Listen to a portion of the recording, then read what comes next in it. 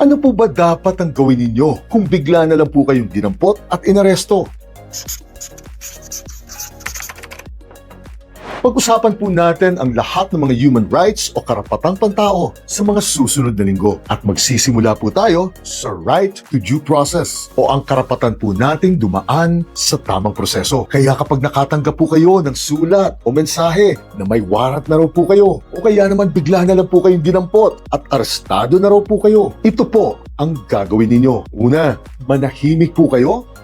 Manatiling kalmado. Kahit po tinatakot na o binabraso na po kayo. At ito po ay gagawin ninyo. Inosente man po kayo o alam po ninyo na may kasalanan po talaga kayo. Dahil ang right to remain silent po o ang karapatan nating manahimik ang pinakaunang karapatan ng isang taong inaaresto. At ito rin po ang payo ko. Kapag may natanggap po kayong liham o kaya naman po mensahe na may arrest warrant na raw po kayo, huwag nyo na pong sagutin ito. Dahil ang totoong warrant po ay siniserve po ito personally sa inyo kapag dinampot na po kayo at hindi po pinapadala via email ito. Napakahalaga po ng pananahimik na ito dahil kapag inaresto na po kayo at binasahan na po ng Miranda rights kayo o yung sinabihan na po kayo ng umaaresto na may karapatan po kayo manahimik o magkaroon po ng sariling abogado, lahat po na lalabas na mula po sa bibig ninyo ay pwede na pong magamit laban sa inyo. At ang pangalawa po ay sabihin nyo po kaagad ng malinaw na nais nyo pong magkaroon ng sariling abogado. Tandaan po ninyo na pwede nyo pong sabihin ito kahit wala po kayong sariling abogado o kahit nga po wala kayong perang pambayad nito. Dahil kapag sinabi nyo na po ang kagustuhan ninyong ito, magiging obligasyon na po ng nanghuli sa inyo na either hintayin po ang abogado ninyo o bigyan po kayo ng abogado galing po sa PAW mismo. At hindi na po kayo pwedeng kausapin o padaanin sa isang interrogation po hanggat hindi po dumarating ang nasabing abogado. At kapag naisahan naman po kayo at napakwento po kayo ng todo-todo habang wala pa po ang inyong abogado, lahat po ito ay magiging inadmissible sa husgado o hindi po ito pwedeng gamitin laban sa inyo. At huwag niyo pong kalilimutan na kahit kusang loob po na nagsalita kayo, anytime po ay pwede pong tumigil kayo at gamitin po ang mga karapatang ito. Kaya nga po hintayin niyo na lang ang inyong abogado at kausapin niyo po muna ito bago po kayong magsalita